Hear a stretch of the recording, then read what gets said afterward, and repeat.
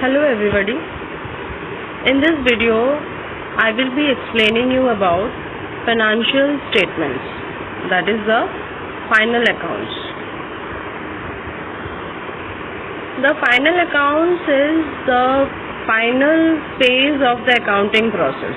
The accounting process starts with the journal entry, then posting into separate accounts, then making the trial balance, and finally the final accounts or the financial statements. Now, what are the objectives of making the financial statements or the final accounts? First one is to find out the profit or loss that are being earned in a given time period, maybe a financial year, and the financial position of the business in terms of assets and liabilities. That the business should have the total of liabilities that should be equal to the total of the assets. Now, what does the profit mean? The profit means the excess of revenue over the expenses, or loss will be the opposite of it. The financial position means the net assets or the capital. Net asset is obviously the total asset and the total liabilities has to be deducted from it. The excess of the asset over the liability. Now the final account is prepared in 3 steps. First one is the trading account, which is also represented as manufacturing account. From the manufacturing account, I will proceed with the profit and loss account. And from the profit and loss account, you will be able to prepare the balance sheet. So these 3 stages, in these 3 stages, the final accounts will be prepared, and these 3 stages are interlinked. Now coming to trading account. What is trading account? The trading account will represent the direct cost, direct expenses, and the direct revenue. Now, what do you mean by direct cost? The direct cost is the cost that is associated with the production or conversion of the raw materials into saleable products. Right. For example, purchase of raw materials, then the wages, the factory rent.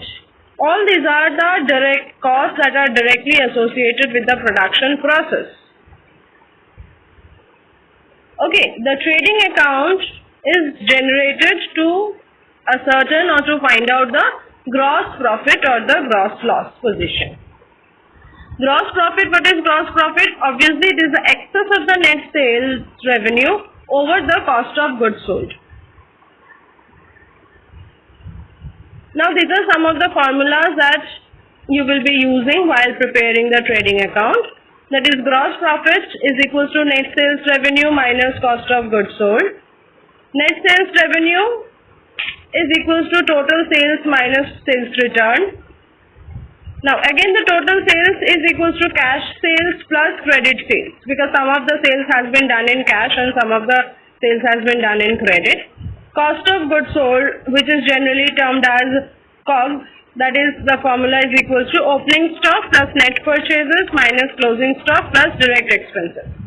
How you can get the net purchases? That is equals to cash purchases plus credit purchases minus the purchase return. Coming to direct expenses. You should know what is direct expenses. Direct expenses are defined as those expenses that are incurred while or in the process of converting the raw materials into the finished goods or semi-finished goods, which we are going to offer to the customer for the sale. Right, for example, the freight, for example, the inward or transit insurance that are required, the packing charges, and if you are importing the raw material, then the custom duty or excise duty that is required, the wages or salaries that has to be paid to the laborers who will be working, or the skilled laborers who will be working in the process of conversion. They are the direct expenses because they are associated with the manufacturing process. This is the standard format of the trading account, which shows the debit balances and the credit balances. Debit side is to opening stock, to purchases minus purchase return, direct expenses, by sales minus sales return, and closing stock. And either of the balancing figure could be the gross profit in the recorded in the debit side, or the gross loss that has been to be recorded in the credit side. Now this point has to be noted that the gross profit and gross loss cannot take place together. It has to be either it is a gross profit or it is a gross loss. Now if we can go back to the previous slide, so if the debit side shows the direct cost and the credit side shows the direct revenue that you are earning from the manufacturing process.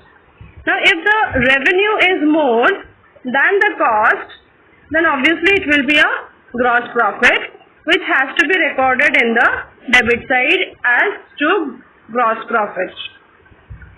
And the vice versa, means if the cost is more than the revenue, then obviously it is a loss, which has to be recorded in the credit side as by gross loss. Okay, so that is about the gross profit and gross loss. The gross profit or gross loss will be carried forward to the profit and loss account to find out the net profit or net loss.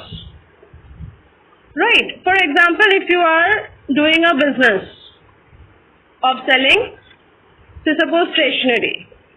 So your gross profit, from that gross profit you will be managing all the expenses, indirect expenses to carry out the business. You will be paying the bills of the offices, stationery expenses, paying salaries to your employees, right? Cleaning and maintenance of the office.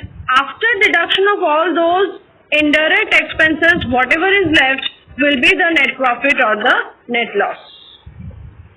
So that is all for the first part of the final accounts, that is the trading account. Thank you for watching. If you like the video, share and subscribe the channel. Thank you. Stay safe.